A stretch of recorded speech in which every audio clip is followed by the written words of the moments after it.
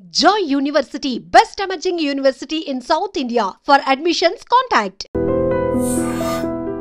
ఆషాఢ మాసం వచ్చిందంటే చాలు ప్రపంచంలోనే అతి ప్రాచీనమైన రథయాత్ర గురించి కబుర్లు మొదలైపోతాయి. ఆ జగన్నాథుణ్ణి ప్రత్యక్షంగా దర్శించుకొని ఆయన రథంపై ఒక చెయ్యి వేసి ఈ జన్మకు సార్థకత చేసుకునేందుకు లక్షలాది మంది భక్తులు పూరీ క్షేత్రానికి చేరుకుంటారు. ఆషాఢ శుద్ధ విదియ నుంచి అంటే జూలై 7 నుంచి 9 రోజుల పాటు జరిగే ఈ పర్వదినాల్లో వైష్ణవ భక్తుల సంబరాలు, సంతోషం ఆకాశాన్నంటుతాయి. జీవితంలో ఒక్కసారైనా దర్శించుకోవాలని చెప్పే అద్భుత ఆలయాల్లో పూరీ జగన్నాథ ఆలయం ఒకటి.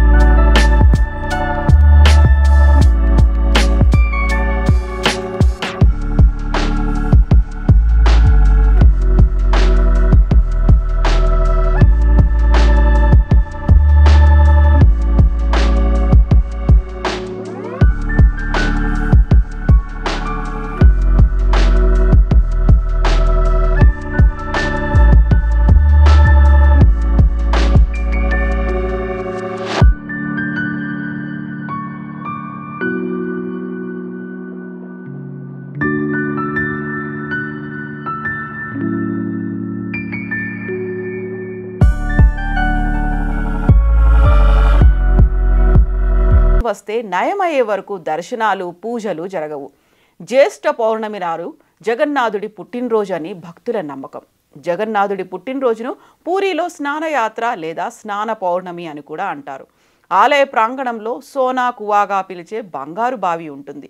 శీతలాదేవి ఆ బావిని కాపాడుతుంది. ఆ బావిని ఏడాదికి ఒక్కసారి తెరుస్తారు. ఆ రోజు గర్భాలయం నుంచి మూలమూర్తులను తెచ్చి స్నానవేది అనే చోట భక్తులందరికీ కనిపించేలా విగ్రహాలను ఉంచి ఈ బావి నీటితో 108 బిందెలతో అభిషేకం చేస్తారు.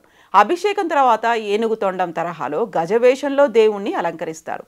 అయితే ఇలా 108 కుండల నీళ్లలో తడిసిపోవడంతో భగవంతుడికి జ్వరం వచ్చిందని దేవాలయ పూజారులు ప్రకటిస్తారు. అన్ని నీళ్లలో తడిస్తే మనకు కూడా జలుబు చేస్తుంది కదా.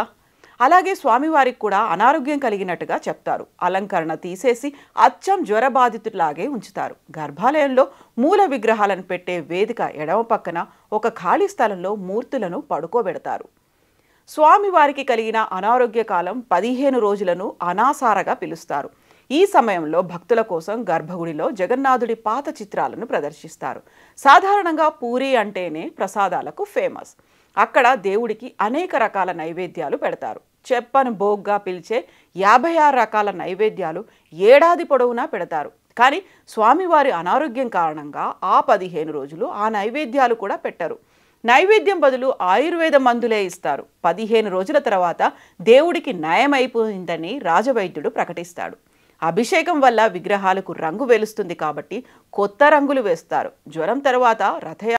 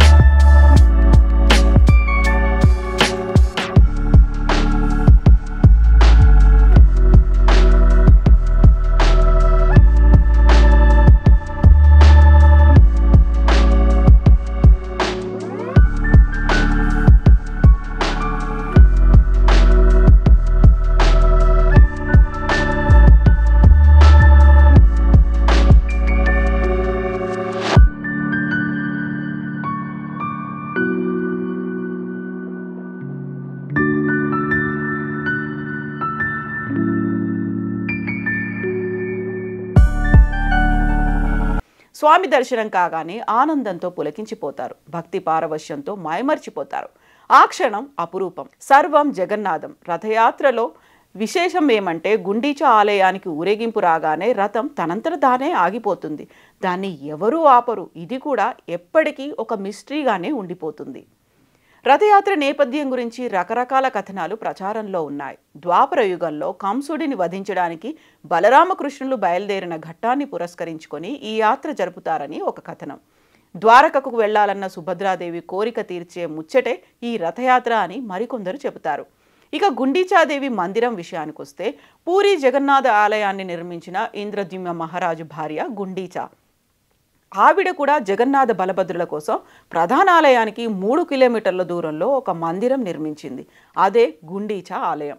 రథయాత్రలో భాగంగా అక్కడికి తీసుకెళ్లిన 3 విగ్రహాలను ఈ గుడిలోని రత్న సింహాసనంపై కూర్చుండబెట్టి గుండీచాదేవి పేరిట ఆతిథ్యమిస్తారు. ఒక రకంగా చెప్పాలంటే గుండీచా మందిరం జగన్నాథుడి అతిథి గృహం అన్నమాట. సైన్స్ కూడా అంతు చిక్కని రహస్యాలతో పూరి జగన్నాథ ఆలయం ముడిపడి ఉన్నట్లు చెబుతారు. ఆ రహస్యాల్లో ముఖ్యమైనది ఆలయంపై కనిపించే జెండా. ఈ ఆలయ గోపురంపై ఉండే జెండాకు ఎంతో ప్రత్యేకత ఉంది. మామూలుగా ఏ గుడికి కట్టిన జెండా అయినా సరే గాలి దిశను బట్టి ఊగుతుంది. కానీ ఇక్కడి జెండా మాత్రం గాలి ఎటువైపు వీచినా వ్యతిరేక దిశలో ఊగుతుంది. జెండాకు సంబంధించి మరో ముఖ్యమైన విషయం ఏంటంటే 45 అంతస్తుల ఎత్తున్న ఈ ఆలయంపైకి నిత్యం పూజారి ఎక్కి జెండాను క్రమం తప్పకుండా మారుస్తుంటారు. ఈ ఆచారం దాదాపు 1800 ఏళ్ల నుంచి జరుగుతోంది. ఇది ఒక్కరోజు